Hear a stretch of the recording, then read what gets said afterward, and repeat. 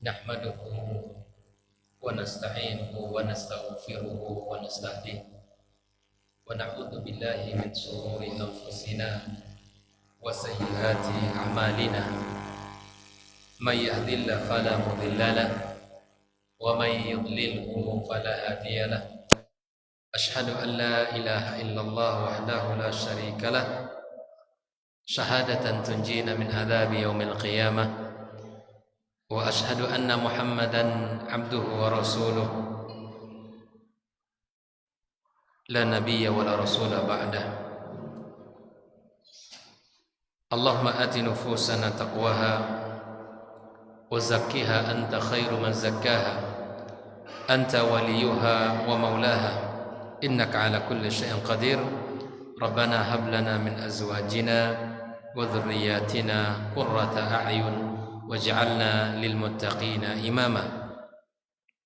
Kaum muslimin dan muslimat, bapak-bapak, ibu-ibu, saudara-saudari dimanapun berada, para pendengar Radio Rabbani dan KMTV, alhamdulillah kita selalu bersyukur pada Allah Subhanahu wa taala atas nikmat dan karunia yang Allah limpahkan kepada kita.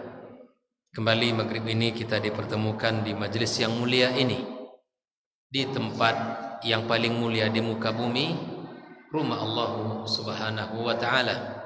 Mudah-mudahan kita selalu dibukakan jalan untuk bisa memakmurkan rumah Allah, untuk bisa menghidupkan rumah Allah dengan ibadah serta dengan keilmuan yang selalu kita hadiri dalam majlis di masjid ini.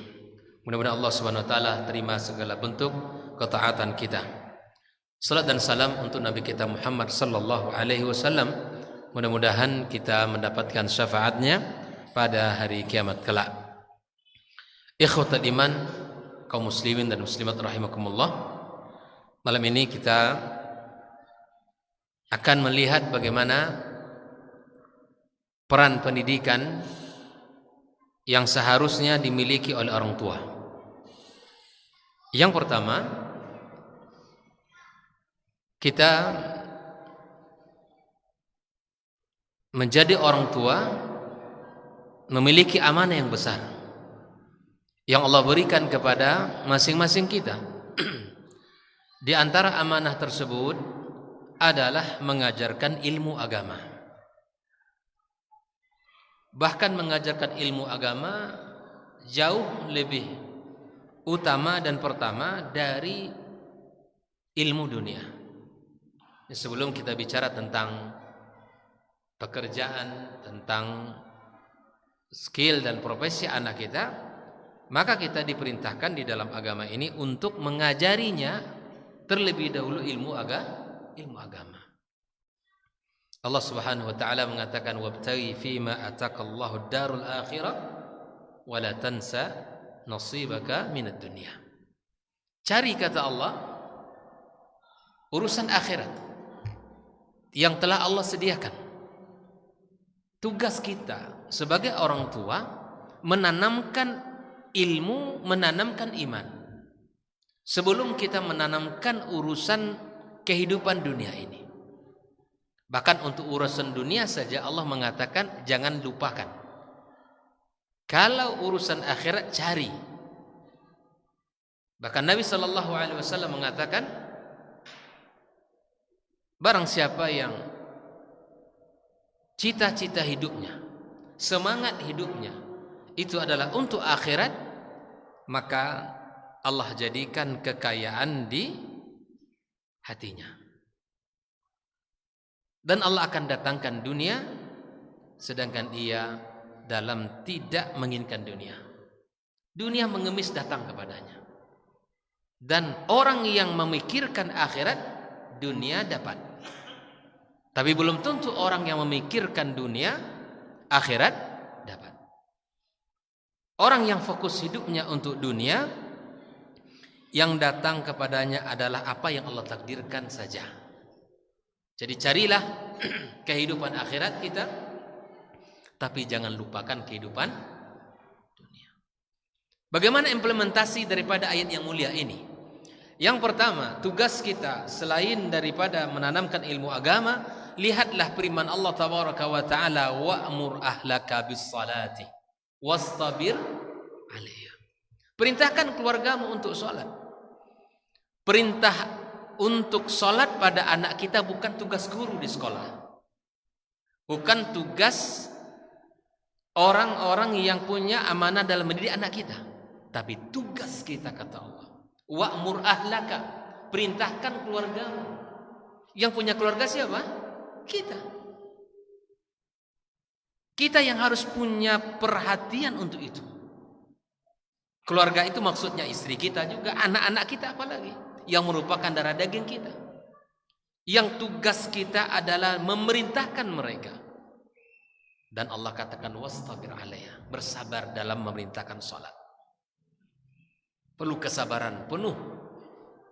Dan karena dalam perintah Allah itu pun tidak wasbir, ditambahkan oleh Allah satu huruf ta, menunjukkan betapa pentingnya kita bersabar di dalam mengawal anak kita untuk salat.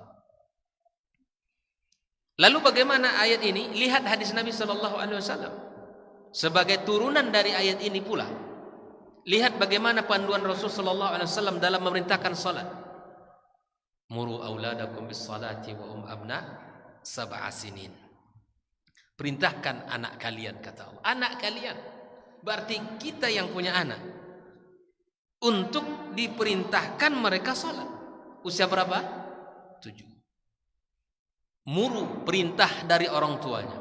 Kalau bahasa Nabi memerintahkan di usia 7, berarti mengenalkan salat, cara istinja, berwudu, bacaan-bacaan salat itu sebelum usia 7 tahun. Kalau kita nyuruh merintah anak untuk salat, berarti anak telah kita bekali ilmu. Itu dia. Jadi usia 6, usia 5 itu sudah harus kita benar-benar kawal anak kita. Beristinjanya bagaimana, wudunya bagaimana, kawal.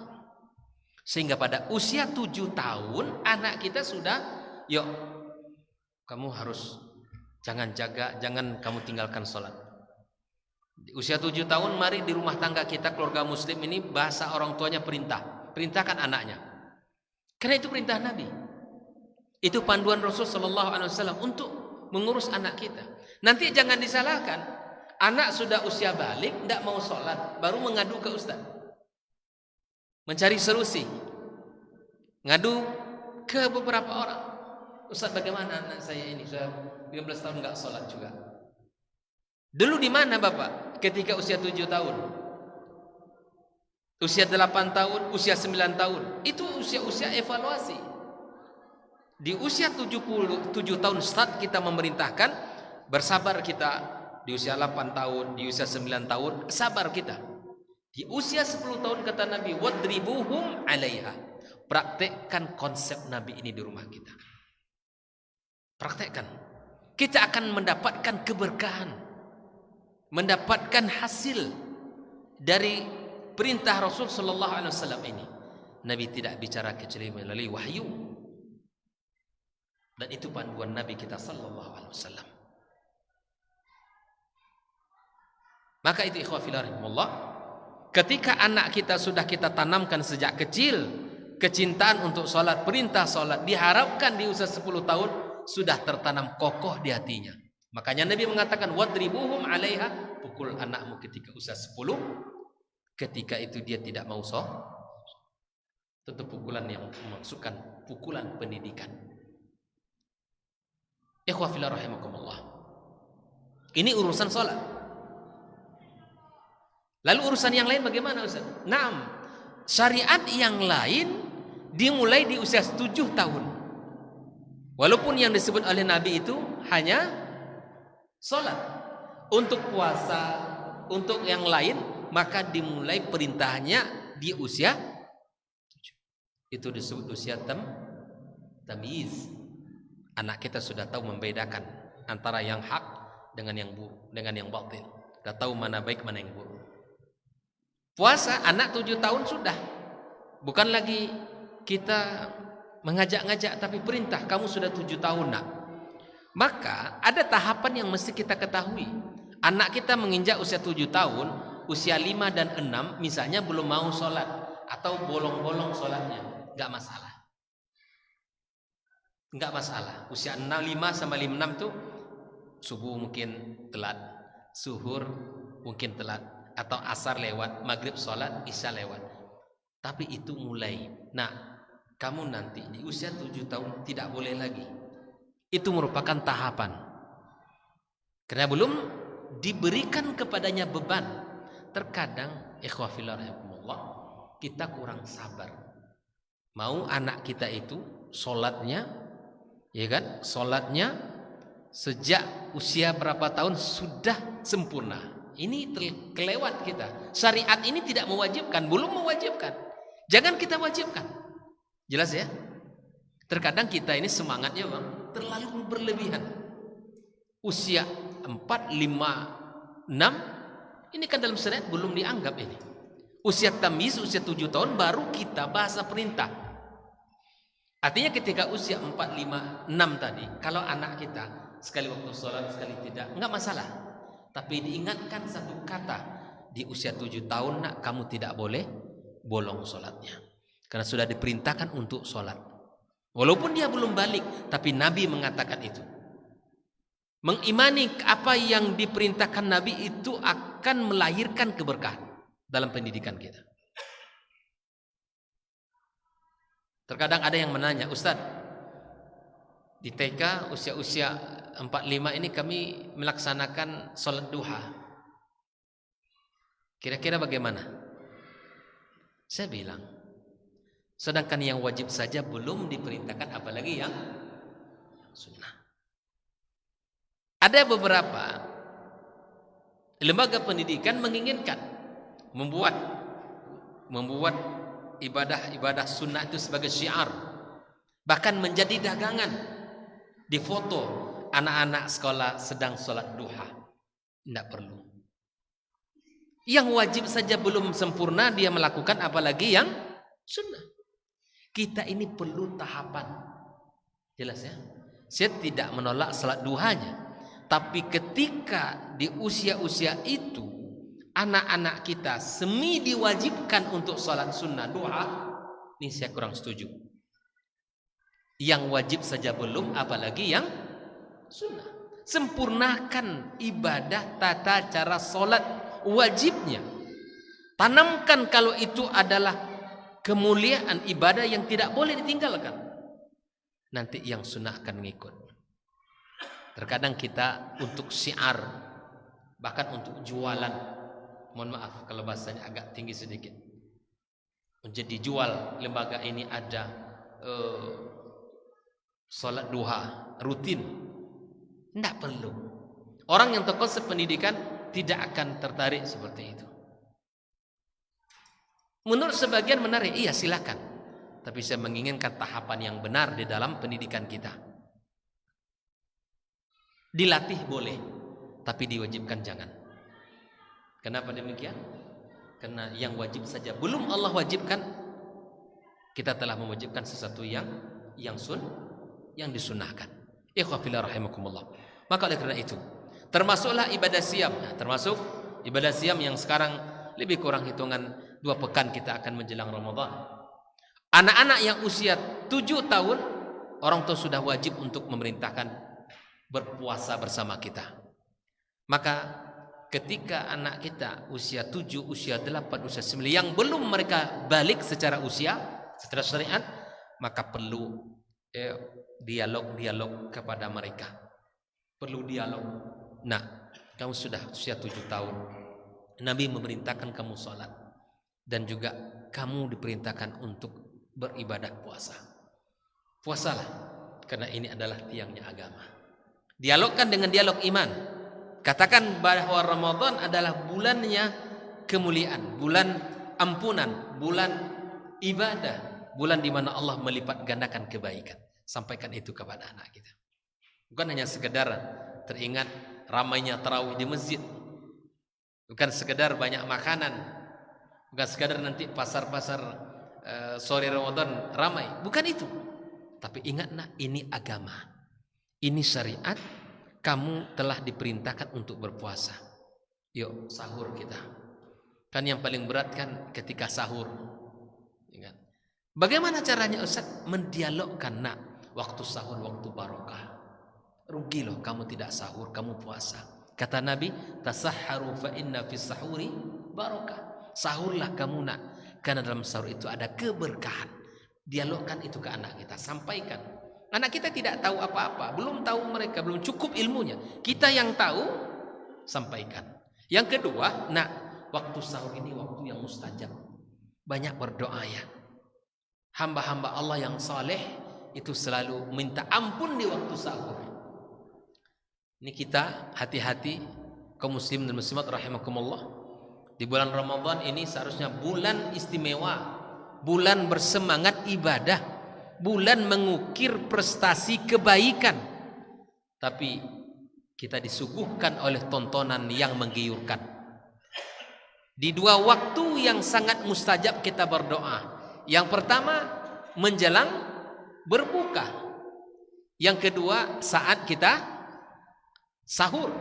Di dua waktu ini juga kita disuguhkan tontonan-tontonan yang merusak dan tontonan-tontonan yang akan mengganggu konsentrasi kita berdoa kepada Allah. Ingatkan, wahai keluarga muslim dimanapun berada, jadikan pelajaran mahal dalam kehidupan kita, agar kita gunakan hadis Nabi dalam kehidupan kita, bahwa di saat kita berbuka puasa termasuk waktu yang mustajab, da'watun la turad. Maka ajak di bulan Ramadan nanti insya Allah setengah jam menjelang berbuka cukup.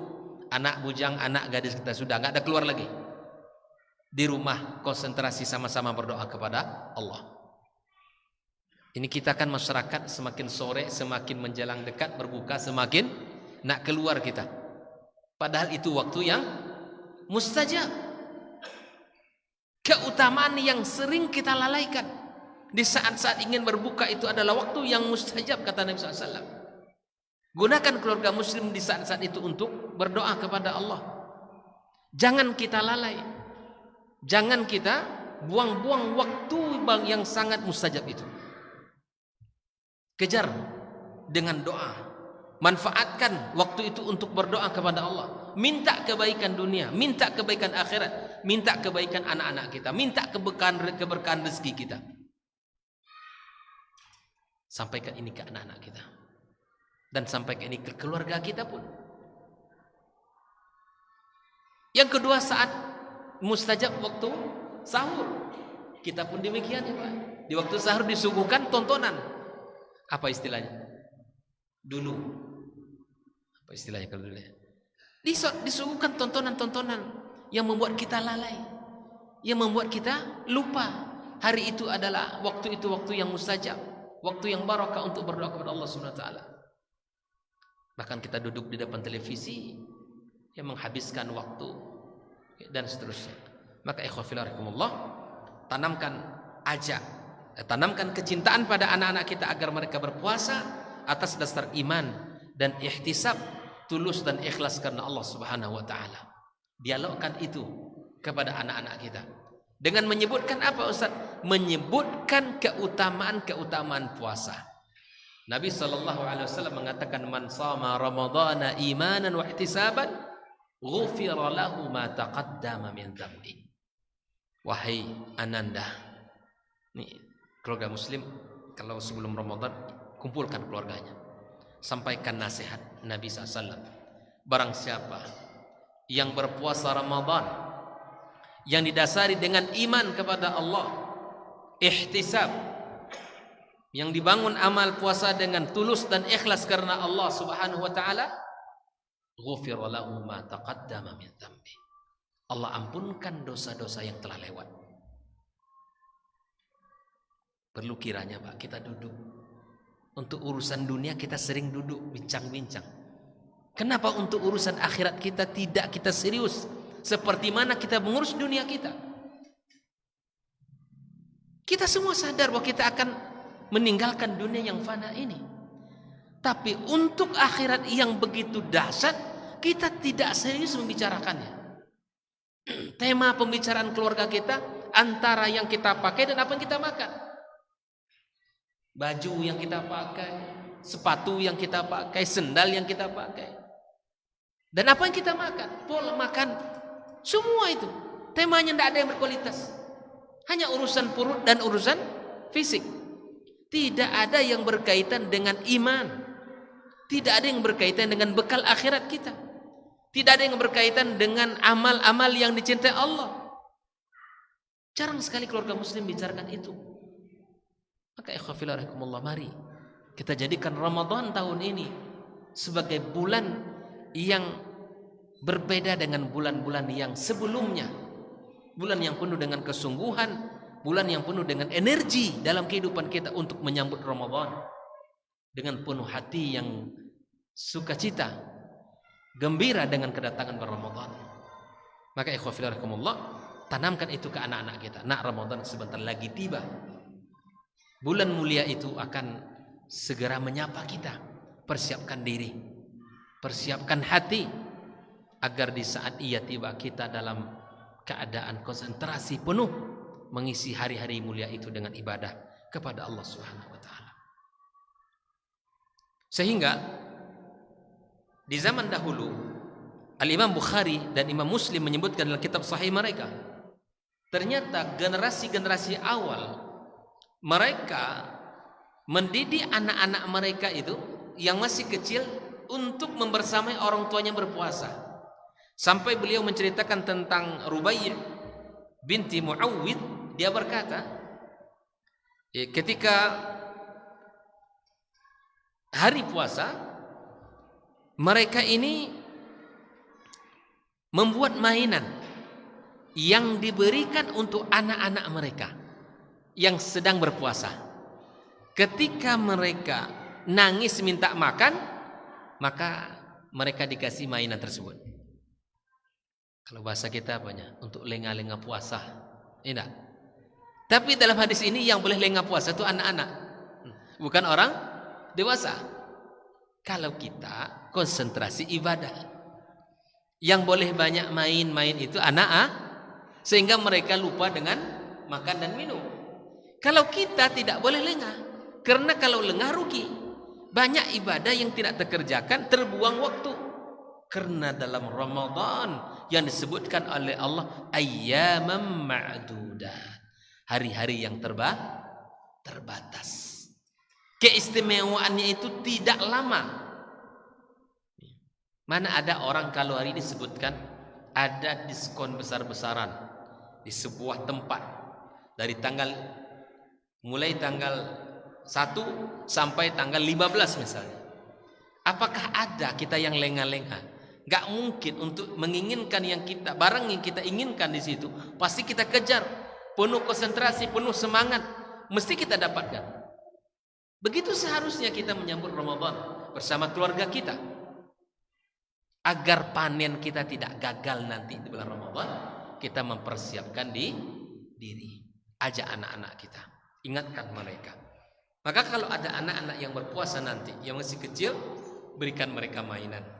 Sehingga dikatakan fa idza baka ahaduhum minat ta'am, kalau ada yang menangis karena lapar ingin makan, a'tainahu iyah, kami berikan mainan itu.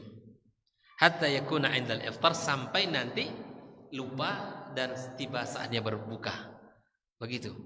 Jadi generasi-generasi awal dulu mereka telah mendidik anak-anak mereka untuk berpuasa sejak dini.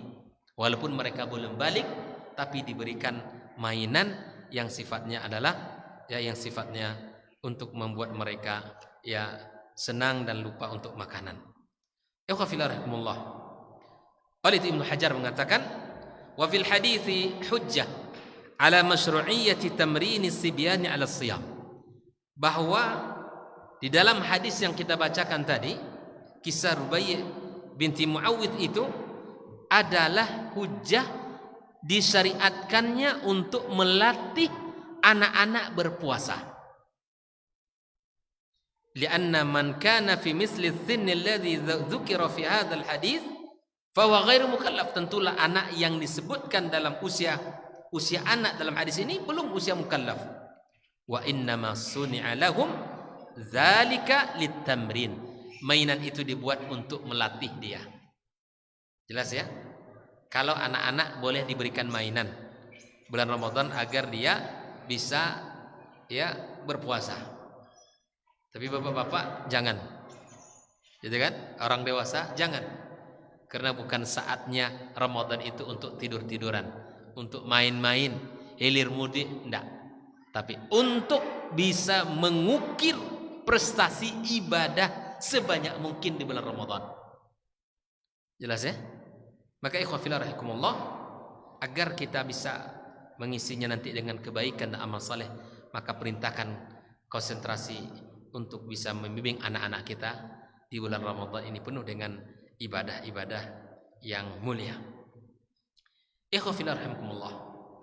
Nah, disebutkan juga Abdullah Ibnu Umar, dia berkata, sami'tu Rasulullah sallallahu alaihi wasallam, ya, ia menceritakan tentang para sahabat mengumpulkan anak-anak mereka dan berdoa kepada Allah Subhanahu wa taala. Lahzatul iftar. Ternyata kebiasaan juga para sahabat mengumpulkan anak-anak mereka menjelang berbuka itu, raja istijabat doa, harapan doanya dikabulkan Allah Subhanahu wa taala. Seperti yang dikatakan oleh Abdullah bin Umar, qala sami'tu Rasulullah sallallahu alaihi wasallam yaqul lis-shaim inda iftarihi da'wah mustajabah. Bagi yang berpuasa pada saat dia ingin berbuka ada doa yang mustajab. Dikisahkan Abdullah ibn Umar, jika dia berbuka da'a ahlah, ya, wa waladah wa da'a. Abdullah ibn Umar ketika ingin berbuka maka dipanggil keluarganya, istrinya, anak-anak, sini semua. Kemudian diajaknya berdoa, meminta, memohon kepada Allah Subhanahu wa taala. Jadi Ramadan ini ikhwah fillah rahimakumullah, jadikan di saat ingin berbuka itu kita betul-betul memanjatkan doa kita kepada Allah. Jangan sibuk dengan urusan makanan, sudah. Wala ba'sa bi'tikafis sabi, bahkan tidak hanya di 10 awal pertengahan, tapi anak-anak pun diajak untuk beriktikaf di 10 akhir Ramadan. Haitsu innal bulugh laisa syartan li sihhatil i'tikaf, walaupun balik tidak merupakan syarat sahnya i'tikaf, fa yasihhu min as-sabil aqil, anak yang sudah berakal, la budda min ahli al-ibadah li'annahu min ahli al-ibadah, dan boleh kita ajak dia untuk beriktikaf. Ikhwah fillah rahimakumullah, manfaatkan Ramadan ini sebagai momen terbaik keluarga kita untuk mengukir ibadah-ibadah di dalam hari-hari yang kita lewati itu. Ikhwah fillah rahimakumullah. Begitu juga dengan syariat haji misalnya, kita juga sudah harus mengajari kepada anak-anak kita. Di samping salat, di samping siam, zakat, ya, kemudian haji, itu juga kita sampaikan kepada anak-anak kita agar mereka tahu tentang rukun yang menjadi tegaknya agama dia. Ikhwah fillah rahimakumullah, kalau kita bicara yang lain tentang tugas dan peran kita, di samping kita mengajarkan ilmu agama, mengajarkan salat, mengajarkan tentang Ramadan, puasa Ramadan, mengajarkan tentang zakat dan haji, kita juga mengajarkan tentang iman kepada Allah. Ini yang paling penting. Tanamkan kepada anak-anak kita ikhwah fillah untuk mencintai Allah dan Rasulnya, mencintai kitab-kitab yang diturunkan, mencintai malaikat-malaikatnya, mencintai hari akhir, dan mencintai takdir, beriman kepada takdir yang baik maupun yang buruk. Tanamkan itu kepada anak-anak kita. Dialogkan kepada mereka. Allah Maha Pengasih, Maha Penyayang. Allah yang memberi kita kehidupan, yang memberikan makan dan minum, yang menjamin kehidupan kita di dunia dan di akhirat kelak. Tanamkan itu kepada anak-anak kita. Kalau dalam hidup kita tidak pernah kita menyampaikan pesan-pesan itu, maka akan terasa berbeda anak yang selalu diingatkan dengan pesan-pesan itu. Saya ingin sampaikan Bapak Ibu rahmati Allah, terkadang kita ini nasihatnya muncul saat kita marah ke anak kita. Nasihat itu terkadang keluar dari lisan kita saat kita marah. Anak kita dalam keadaan bersalah baru kita nasihati. Tidak. Dalam suasana hati yang nyaman, tenang, itu kita nasihati. Sini nak, ayah mau memberikan satu nasihat untukmu. Insya Allah masuk Pak nasihat itu, karena hatinya tenang, pikirannya tenang, dan dia siap mendengarkan. Ini kita kalau dalam kondisi marah baru beri nasihat. Itu beda dengan nasihat Pak, itu ngomel namanya. Itu ngomel. Ya kan? Nasihat itu dari hati yang sangat damai, hati yang tenang. Makanya Allah katakan, "Walladzi akhrajakum min butuni ummahatikum la ta'lamuna syai'a."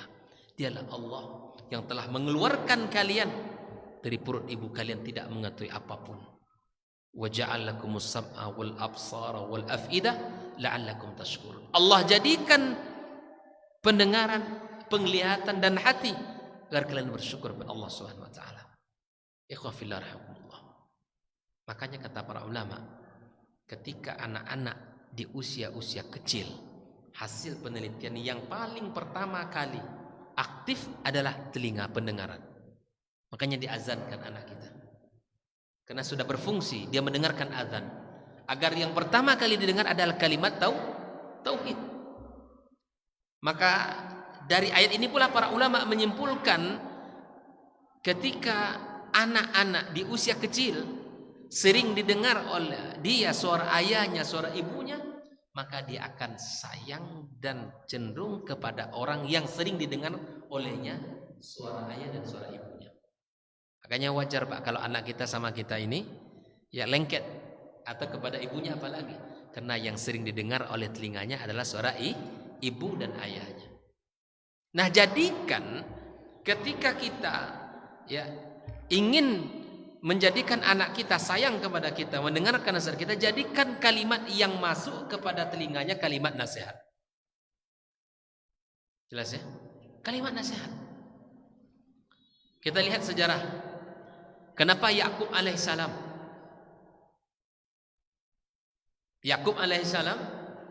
teringat oleh Yusuf di saat Yusuf digoda oleh Imratul Aziz. Yang pertama kali yang teringat oleh Yusuf di saat dia digoda untuk melakukan zina adalah ayah kandungnya. Yusuf terkena mengingat Yakub alaihissalam karena Yusuf sangat dekat dengan ayahnya Yakub, dekat sekali. Bagaimana anak kita akan teringat di saat-saat dia menghadapi ujian dan cobaan kepada kita? Karena kita tidak pernah hadir, lisan ini berikan penguatan. Tidak pernah lisan kita ini hadir memberikan nasihat. Yang selalu keluar dari lisan kita adalah perintah. Yang selalu keluar dari lisan kita larangan. Jangan ke situ, jangan buat itu. Lakukan ini, lakukan itu. Itu saja. Bicara hanya satu arah. Tidak ada pernah diajak dia berdialog. Kita bicara dengan sahabat kita, bagaimana caranya? Begitulah kita berbicara dengan anak kita. Ini sering Pak, kita khilaf dalam rumah tangga kita. Yang ada dari lisan kita hanya satu arah. Bahasa kalau tidak perintah, kalau tidak larangan. Kalau tidak marah, teguran. Jarang kita duduk bicara tentang biasa ngobrol. Bagaimana tadi kamu di sekolah nak? Apa yang kamu pelajari? Apa nasihat gurumu hari ini nak? Apa ilmu yang kamu dapatkan hari ini? Bagaimana kamu hari dengan kawan-kawan kamu? Tanyakan itu. Terkadang kita sibuk dengan urusan kita, lupa kita untuk bicara dengan anak kita, lupa kita bicara dialog dengan mereka. Ini terkadang yang terlewat dalam proses pendidikan kita. Ikhwah fillah rahimakumullah. Maka sekali lagi, hadirnya dalam ingatan Yusuf ayahnya yang ia cintai. Bahkan dalam sebagian ulama mengatakan Allah hadirkan dalam dinding rumah dalam ketika Yusuf diajak berzina, Allah hadirkan wajah ayah beliau dengan mengatakan, wahai Yusuf, kamu anak orang baik-baik. Jadi kuat. Makanya Yusuf menceritakan mimpi dia kepada ayahnya. Itu tanda salah satu kedekatan Yusuf dengan ayah kandungnya Yakub alaihissalam. Ini juga hal yang mahal. Anak terbuka dengan kita itu nikmat. Tapi ketika anak tidak mau cerita dengan kita, itu awal daripada musibah dan malapetaka. Dia akan mencari orang yang paling nyaman untuk menceritakan apa yang ia hadapi. Jadikan kita orang tuanya tempat yang paling nyaman dia curhat. Apalagi anak bujang laki-laki kita atau anak gadis kita.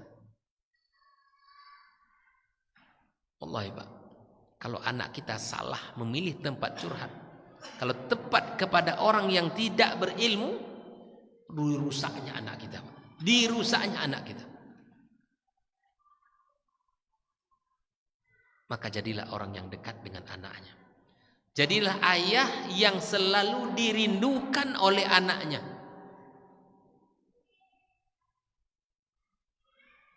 Ayah yang nyaman anak di sampingnya. Ayah yang mana anak-anak ingin selalu berada bersamanya. Jadilah ayah yang seperti ini. Dengan cara kita berusaha untuk menjadi tempat curhatan dia, menampung segala apa yang ia ingin ceritakan. Anak-anak kita Pak, kalau ingin cerita sambut. Silakan. Iya, abang mau cerita ya. Apa cerita apa? Silakan. Dengarkan keluh kesah dia, dengarkan ceritanya. Di saat yang sama kita berusaha menghargai dia. Anak ini dihargai, ketika dia ngomong itu dihargai. Kita bilang nantilah, abah lagi sibuk. Ya, kapan ada waktu yang kita ayah ngobrol? Nantilah. Ayah masih banyak tugas dan seterusnya. Maka ikhwafillah rahimahullah, kita berusaha menjadi ayah yang selalu dirindukan oleh anak kita. Pergi ayah dinas luar kota, selalu dicari ayahnya. Berusaha mencari informasi kepada ibunya. Ayah kapan pulang Mi? Ketika ayah pergi tidak ditanyakan oleh anak, itu awal malapetaka juga. Ayah sudah sepekan pergi, tapi tidak kunjung ditanyakan kemana ayah pergi kepada ibunya. Mungkin memang dia tidak suka ayahnya di rumah, karena hari-harinya marah dan penuh dengan emosi saja. Oleh ikhwan fillah, kita berusaha. Ada kalanya anak kita itu kita tegur dengan kesalahannya. Ada kalanya anak itu kita jadikan dia nyaman di samping kita untuk bercerita.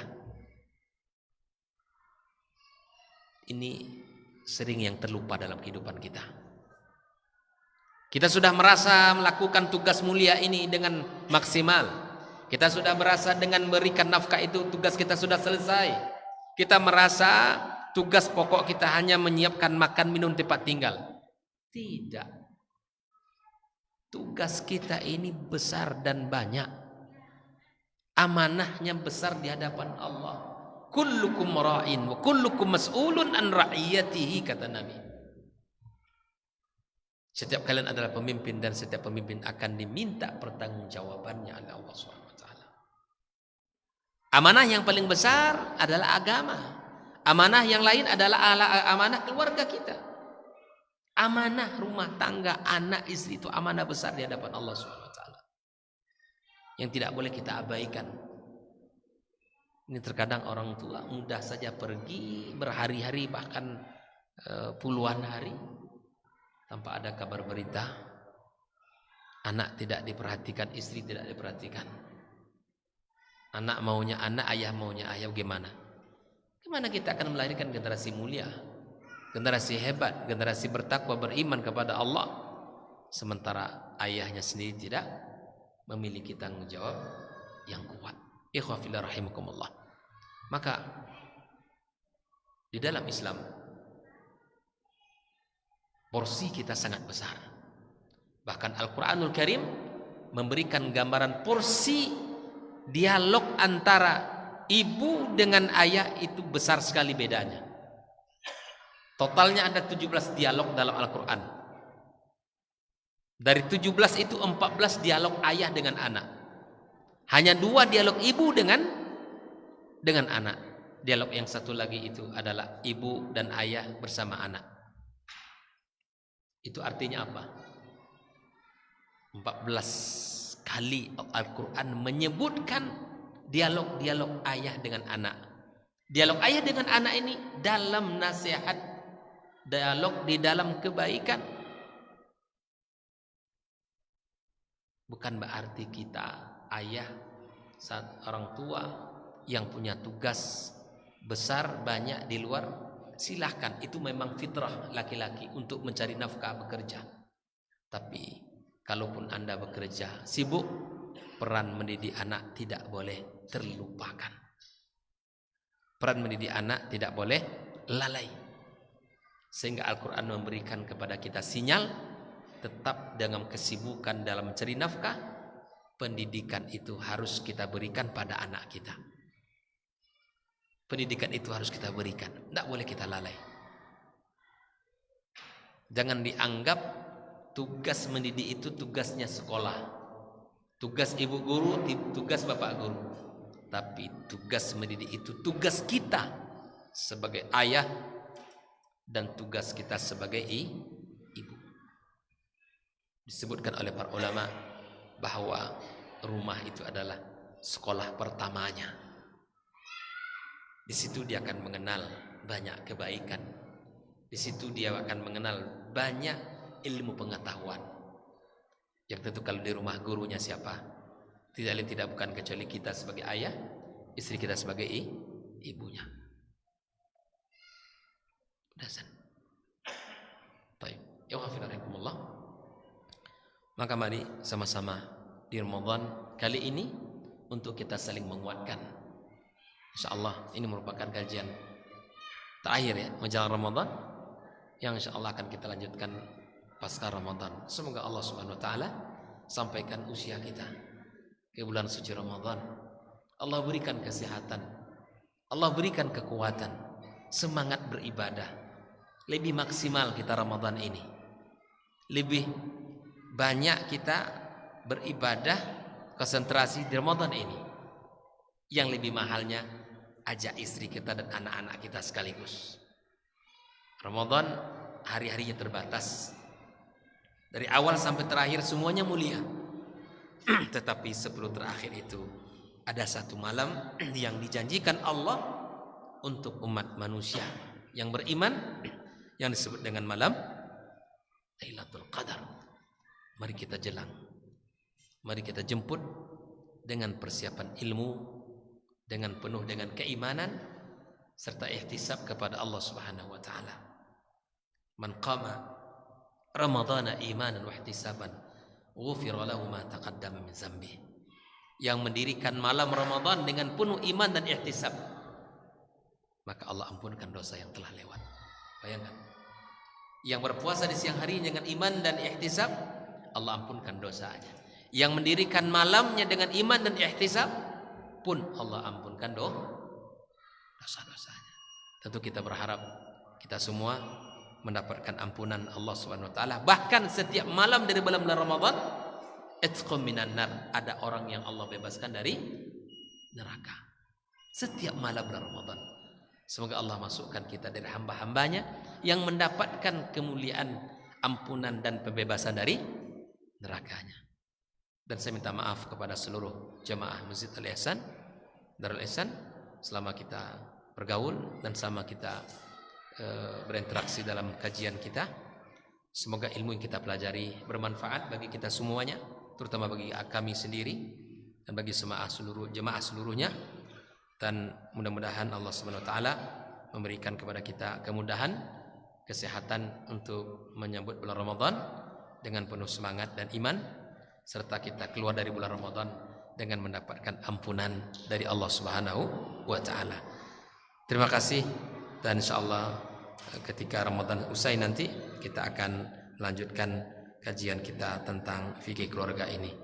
Wassallallahu ala nabiyyina Muhammadin wasallam wa subhanakallahumma bihamdika asyhadu an la ilaha illa anta astaghfiruka wa atubu ilaik. Wassalamualaikum warahmatullahi wabarakatuh.